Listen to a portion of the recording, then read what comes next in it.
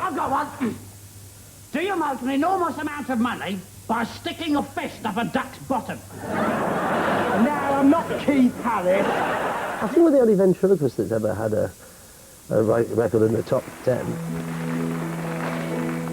I wish I could fly way up to the sky, but I can't. You can. I can't. At number 8, Keith Harris and Orville with Orville's Song, a heart-rending catalogue of the green bird's myriad defects. He has a and I'm going to help him. I help him mend his broken heart. I wish that I had a mummy and dad, but I don't. You don't? I don't. Everybody feels sorry for him. Because I'm an orphan. Because he's an orphan. I haven't got a mummy or dad. No. No. And once more in first place, and in the flesh, at the concert grand. Opportunity knocks again for Bobby, 18 years of age, off his Historic Crush. Harris and Orville sang it, but it was written by Bobby, 28 years of age, Britain's answer to Liberace Crush. I was doing summer season with Keith Harris in Scarborough at the Opera House in 1982. Keith actually came to me. Hello, Orville. And he said, well, why don't you have a crack, he said, at writing something for Orville. Now, that's what's known as a five-finger exercise. Oh. I can't remember whether the lyric came before the music. My memory of it is a little vague, but I think it sort of all kind of gelled together at the same time. So I decided that I would go and get a recording studio. So the best one, of course, was Abbey Road. If it was good enough for the Beatles, it was good enough for this little fella. Yeah. So I financed it, and a fella called Bob Barrett produced it, who actually did a lot of Basil Brudge's stuff. So he thought, you know, Basil Brudge, he's worked with animals before. My father was a singer, and his brother was a singer. They were all tenors, and they tried to teach me or train me to be a tenor. Not worth a fiver. Nothing that you can say will change how I feel today. But when I sing with him, he can reach the top notes more than I can. I think the middle eight's a bit of a classic. The lines that go, so does this mean although I'm green? I'm not exactly bright. You want the truth, and we'll be there to tuck me in at night. I mean, that's a bit sort of past the sick bucket, isn't it, really? But, but I have no shame.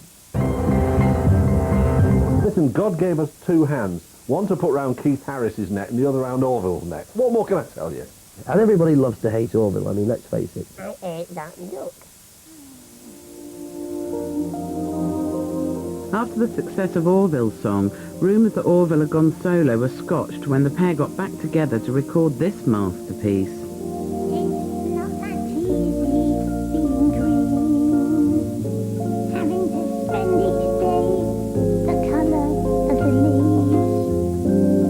When I think it could be nicer being red or yellow or gold or something colourful like that. But Orville's song got a whole new lease of life, unhappily, when rave culture swept the country in the early 90s. I wish I could fly way up to the sky, but I can't. You can? You can. We did this rave record, and I actually did a rave concert, which was about 40,000 people there, with all the flashing lights. But our ever-vigilant moral guardians, the tabloid press, claimed these lines promoted chemical experimentation among the young. The claims were squashed, but Harris and Duck found their reputations sullied and their civil liberties denied. They banned us from going to Stoke-on-Trent. They say we shouldn't be promoting drugs, which of course we don't by any means. We don't agree with any of that, do we? No. But perhaps you'd have to be on drugs to appreciate this.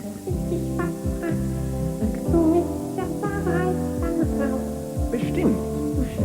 Ich schwöre. It's been covered by Germany's top ventriloquist, a guy called Klebe, whose prop was Caroline the Cow, and they retitled Orville's song, Willkommen Sie Babies Here. which roughly translated means where do babies come from?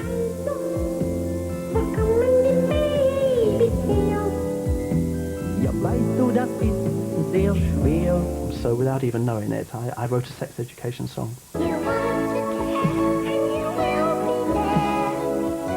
It's doubtful that Orville actually knows where babies come from. He's still in nappies after all. Well, that's his gimmick, isn't it? Yeah, and of course, little kids associate them because they wear nappies. I'm surprised we've never done a commercial for nappies, but still to come, because we're cult now, you see. Yeah. I think that's what they say we are, anyway. Sounds like it.